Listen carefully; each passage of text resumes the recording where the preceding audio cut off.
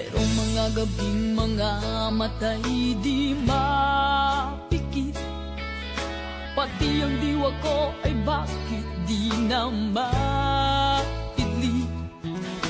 Ang himot sa iyo'y hindi pa rin masumpungan. Sarili ay tinatanong, bakit nagka